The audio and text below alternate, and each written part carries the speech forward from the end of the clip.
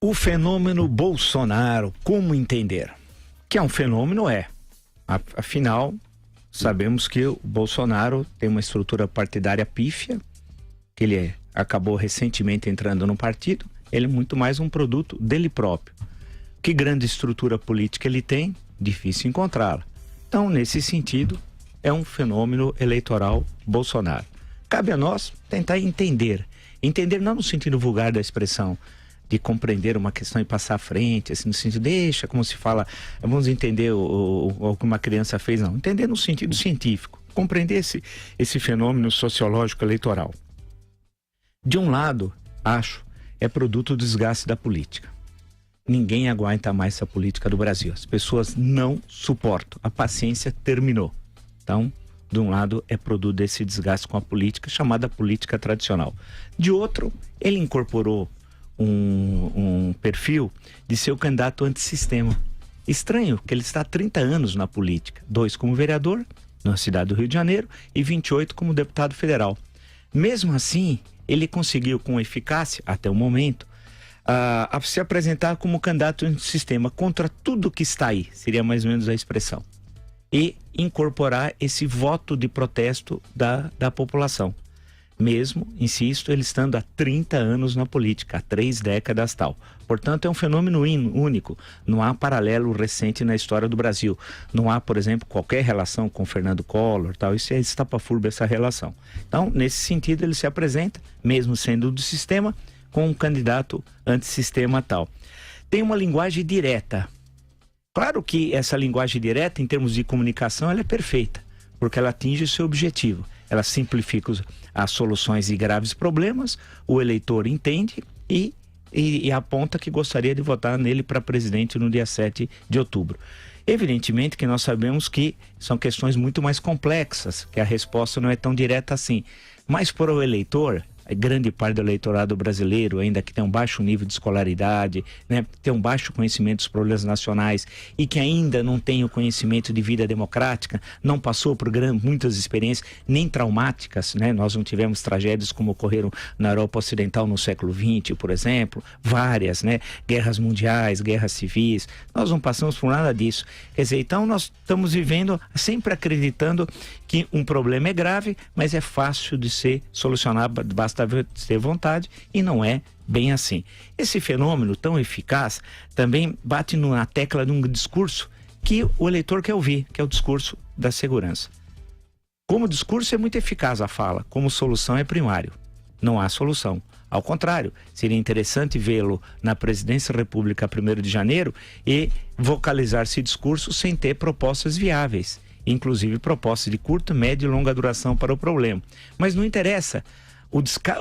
A irritação com a política é tão grande que o eleitor, ao ouvir ele apontar o dedo e falar que a segurança pública tem que colocar o bandido na cadeia, no discurso do Paulo Maluf, vale lembrar, em 1986, né, gente boa é na rua, bandido é na cadeia, né, ele passeava com um suposto bandido com roupa de irmãos metralha dentro de uma jaula, percorrendo a cidade com essa música, que é cantando, etc. tal. É a repetição mais ou menos de 1986, só que numa escala nacional. Que a segurança é um problema gravíssimo, provavelmente o maior problema nacional, porque tudo passa pela segurança, né? Ele faz um discurso, mas apresenta ideias primárias para a solução do problema. Mas o eleitor não está nem aí em relação a essa questão. Interessante também é que no campo das lideranças antipetistas, quem é que vocaliza esse discurso? E poderia vocalizá-lo com propostas de solução que fossem viáveis, né? Que não fosse meramente um jogo de palavras, panfleto. Ninguém daquele campo antipetista consegue fazer isso, inspirar confiança no eleitor, porque ele também inspira confiança no eleitor, mas as outras lideranças antipetistas não conseguem inspirar confiança no eleitor, no eleitor. E essa é uma questão interessante.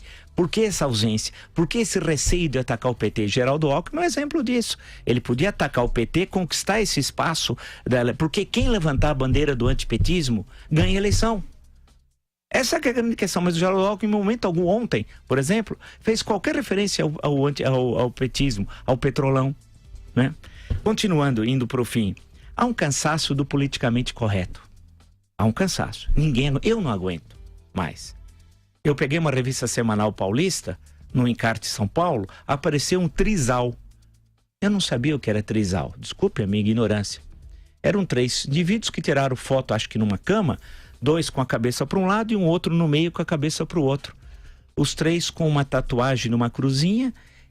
E a Veja São Paulo, para dar o nome, começava a contar a relação do trisal. E eu com isso? Eu comprei a revista para ler, imaginei que era outra coisa, eu nem sabia que era trisal, né? E a questão é o seguinte: se essa é uma relação da esfera privada, fica na esfera privada. Eu quero saber por que precisa publicizar o trisal.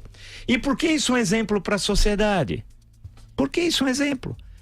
Quantas vezes nós não estamos cansados de uma fala qualquer que a gente sempre disse na vida e não pode dizer agora? Porque há um tribunal do politicamente correto que a gente não sabe onde está esse tribunal. A gente não sabe quais são as leis. E a gente só tem acusadores. Nós nem podemos defender. Quando é que nós vamos acabar com essa hipocrisia do politicamente correto? E aí ele navega nessas águas e navega muito bem.